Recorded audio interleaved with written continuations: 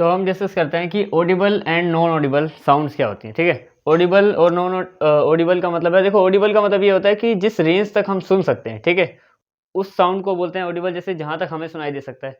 और non Audible में वो आती हैं, एक तो बहुत ही ज़्यादा तेज जो हम ना सुन सकें, और एक होती है बहुत ही ज़्यादा कम जो हमारी रेंज से बाहर हो जाती है, उनको बोलते हैं नॉन ऑडिबल। ठीक है, तो इनके बारे में पूरी डेफिनेशन के साथ देखते हैं कि क्या क्या होता है इनमें। तो देखो, सबसे पहले ऑडिबल की डेफिनेशन लिखते हैं। Audible sounds, OUNDS, audible sounds, the sounds that human can hear easily, यानी कि ऐसी साउंड जिसको इंसान आराम से सुन सकता है, उसको बोलते हैं ऑडिबल साउंड। और इनको सोनिक साउंड भी बोलते हैं। सोनिक, इंफ्रासोनिक रेंज, सोनिक, हाँ सोनिक बोलते हैं इनको, सोनिक साउंड बोल सकते हैं। ठीक है, अच्छा, इसकी रेंज कितनी होती है? देखो रेंज इंपॉर्टेंट है कि कितनी रेंज तक ह्यूमन सुन सकता है। ठीक है, ह्यूमन सुन सकता है 20 हर्ट्ज से लेके टू 20 किलो हर्ट्ज तक। यानी ये जो रेंज है ना, जिसको सोनिक रेंज बोलते हैं, ठीक है, अगर इससे नीचे होगी तो भी नहीं सुनाई देगा, इससे ऊपर होगी तो भी सुनाई देगा, लेकिन इसके बीच में है तो हम इंसान जिस चीज़ को सुन सकते हैं आराम से, वो हमारी ऑडिबल साउंड्स में आ जाती है। ठीक है, अब अगर नॉन ऑडिबल की बात करें, ठीक है, नॉन ऑडिबल साउंड्स,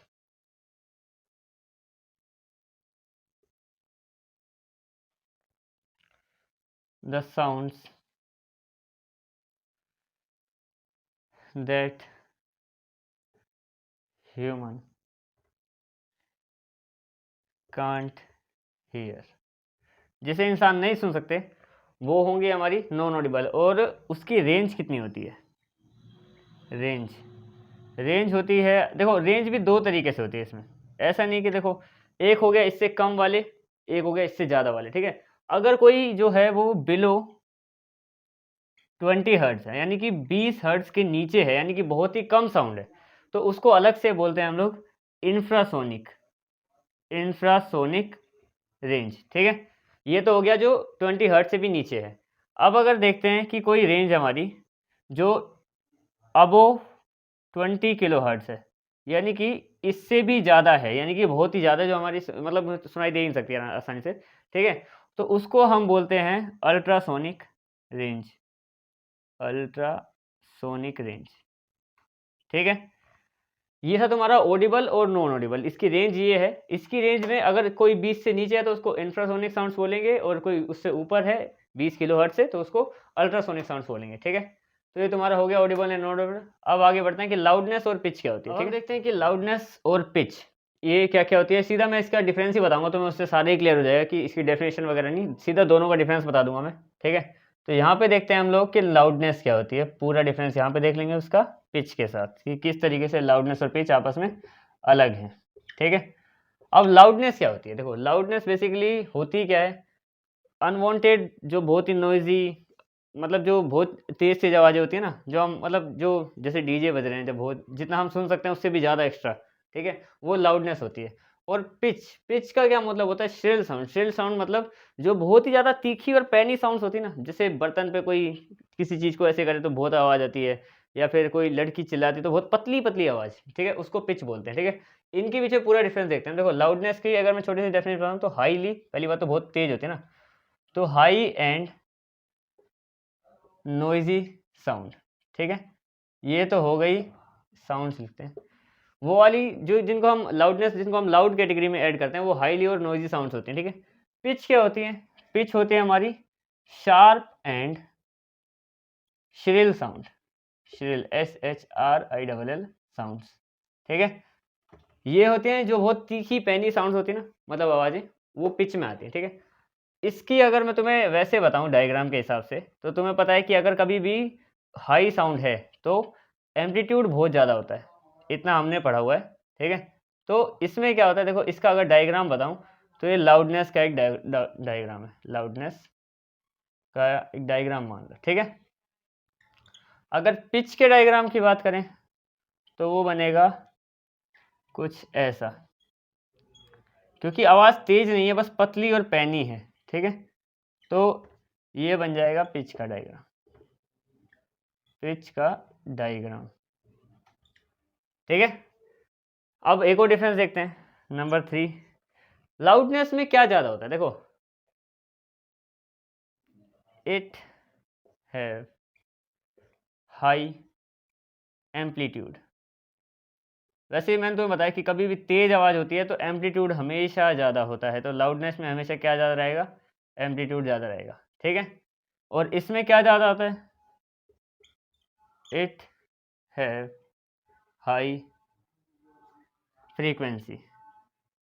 अब इसमें फ्रीक्वेंसी ज़्यादा होती है, देखो फ्रीक्वेंसी कैसे ज़्यादा है, देखो लाउडनेस का हमें पता है कि इसमें तेज आवाज़ होगी तो फिर एम्पलीट्यूड ज़्यादा, और फ्रीक्वेंसी कैसे, जितनी ज़्यादा ऐसे ऐसे करके, अगर देखो कोई पतली सी आवाज़ है तो ऐसे ऐसे करके चलेगी, और लाउडनेस ऐसे ऐसे करके चलेगी। ठीक है, तो ऐसे ऐसे करके चलेगी तो फ्रीक्वेंसी ज़्यादा होगी। फ्रीक्वेंसी का मतलब होता है कि 1 सेकंड में कितनी बार एक ओसिलेशन हो रही है, जैसे यहाँ पे 1 ओसिलेशन, 2 ओसिलेशन, 3 ओसिलेशन, 4 ओसिलेशन। अब देखो मान लो कि ये लाइन और ये लाइन बराबर है, तो ये इतने 1 सेकंड में मान लो 1 हो रही है और ये 1 सेकंड में 4 हो रही है, तो फ्रीक्वेंसी इसमें ज़्यादा है, इसमें फ्रीक्वेंसी कम है, पर इसमें एम्पलीट्यूड ज़्यादा है, क्योंकि ये तेज नहीं है ना आवाज़, इसलिए इसमें एम्पलीट्यूड कम है। ठीक है, तो इसमें क्या होता है, इसमें एम्पलीट्यूड ज़्यादा होता है, इसमें फ्रीक्वेंसी ज़्यादा होती है। ठीक है, अब एक एक एग्जांपल भी देख लेते हैं इनका।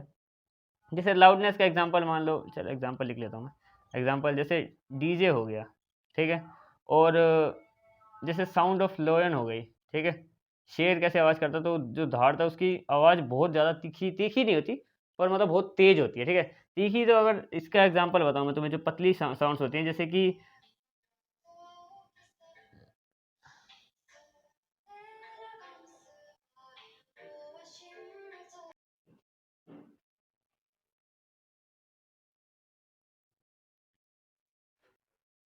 और इसका एग्जांपल देखें तो जिसकी बहुत तीखी आवाज़ होती है, जैसे कि तुमने रैट की आवाज़ सुनी होगी। ठीक है, चूहा आवाज़ करता है, बहुत पतली पतली आवाज़ करता रहता है। ठीक है, यूटेंसिल्स मान लो हमारे, यूटेंसिल्स, यूटेंसिल्स की जगह नहीं, यूटेंसिल्स ही लिख लो। जैसे बर्तन वगैरह होता है ना, उनकी बहुत पैनी आवाज़ होती है। ठीक है, तो ये एग्जांपल होगा, इनके एक्सेट्रा लगा देता हूँ इनमें भी। ठीक है, ये लाउडनेस और पिच का एक नॉर्मल सा तुम्हारा डिफरेंस था कि कैसे कैसे डायग्राम है, क्या किस में ज़्यादा होता है और क्या डेफिनेशन वगैरह एग्जाम्पल के साथ। ठीक है, तो लाउडनेस और पिच भी हमारा कंप्लीट हो गया। अब बढ़ते हैं हम लोग कि नॉइज़ क्या होती है असल में। जैसे नॉइज़ पोल्यूशन है, नॉइज़ पोल्यूशन क्या होता है, उसके कारण उसको मतलब नहीं फैलाने के लिए मतलब क्या क्या करें। ठीक है, उसके बारे में डिस्कस करते हैं। तो हम आते हैं इसके चैप्टर के लास्ट टॉपिक पे। देखो इसमें लास्ट टॉपिक है नॉइज़ पोल्यूशन, उससे क्या क्या होता है और उसको कैसे कैसे कंट्रोल कर सकते हैं, एक एक करके हम सारे डिस्कस करेंगे आराम से। देखो सबसे पहले तो नॉइज़ पोल्यूशन होता है क्या है, the presence of excessive and unwanted sound. Excessive का मतलब जरूरत से ज़्यादा, और अनवांटेड का मतलब भी जिसको हम चाहते नहीं है कि इतनी ज़्यादा शो, मतलब जितना इतने मतलब इसके बगैर भी काम चल सकता है। नॉइज़ का मतलब देखो, एक होते है साउंड, साउंड जैसे साउंड इंपॉर्टेंट है, अगर तुम्हें मैं किसी को पढ़ा रहा हूँ तो मुझे भी साउंड की जरूरत है, लेकिन अगर मैं चिल्ला चिल्ला के पढ़ाऊंगा, इतनी उनको जरूरत नहीं है, जो धीरे में सुन सकते हैं, तो फिर वो नॉइज़ में कन्वर्ट हो जाएगी। ठीक है, तो वो अनवांटेड है, वो उतना नहीं चाहते। ठीक है, उसको बोलते हैं नॉइज़। ठीक है, जो भी हमारे सराउंडिंग्स में प्रेजेंट है, जैसे कि एक खाली रोड में बंदे क्या कर रहे हैं, हॉर्न बजाए जा रहे हैं, बजा रहे हैं, जैसे कि ट्रैफिक लाइट है, रेड रखी है, फिर भी हॉर्न बजा रहे हैं, जब वो ग्रीन होगी तभी तो। ठीक है, तो उसको बोलते हैं नॉइज़। ठीक है, अब नॉइज़ के का इसकी वजह से क्या होता है, सबसे पहली बात तो स्लीपलेसनेस होती है। जैसे कि कोई ठीक से सो नहीं पाते रात-रात भर कोई, या फिर किसी को दिन में सो रहे होते हैं तो हल्की-सी आवाज़ में नींद टूट जाती है। तो उसकी वजह से स्लीपलेसनेस हो सकती है, हाइपरटेंशन भी हो सकती है, किसी को मतलब ज़्यादा शोर से कई सारी बीमारियाँ भी होती है, जो मतलब जिनमें ना ज़्यादा शोर सुनना उनको पसंद नहीं होता। तो वो भी मतलब उनके कारण हो सकते हैं, जितने भी हैं ये। ठीक है, लास्ट है कि कंट्रोल कैसे कर सकते हैं हम नॉइज़ पॉल्यूशन को। नॉइज़ पॉल्यूशन कंट्रोल कैसे करेंगे, देखो रिड्यूस करके नॉइज़ी ऑपरेशंस को, जितने भी शोर करने वाली चीज़ें हैं उनको थोड़ा कम कर दें। जैसे कि मान लो कई ऐसी चीज़ें हैं जो ज़्यादा शोर मचाती हैं।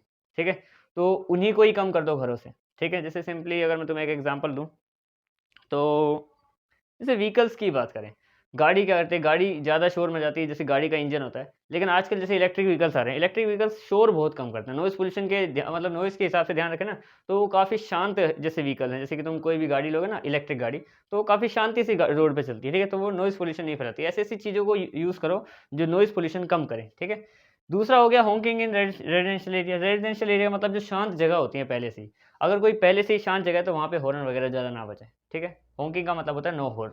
ठीक है, अच्छा आखिरी क्या है कि ट्रीज अलोंग रोड साइड, यानी कि रोड के आजू बाजू जितने भी यहाँ पे ग्रो लिखते हैं वहाँ पे ट्रीज लगाओ, ट्रीज या फिर पेड़ लगाओ, क्योंकि जैसे कि मान लो ये रोड है ना, यहाँ पे जैसे व्हीकल्स चल रहे हैं कई सारे, तो यहाँ पे अगर ट्रीज होंगे तो ट्रीज क्या करते हैं, ट्रीज ना उस साउंड को एब्जॉर्ब कर लेते हैं। ठीक है, एब्जॉर्ब करने की वजह से क्या कि कम नॉइज पोल्यूशन होता है। ठीक है, इनकी नॉइज जो है, जितने भी साउंड या नॉइज है वो उसको एब्जॉर्ब कर लेंगे तो नॉइज पोल्यूशन कम होगा।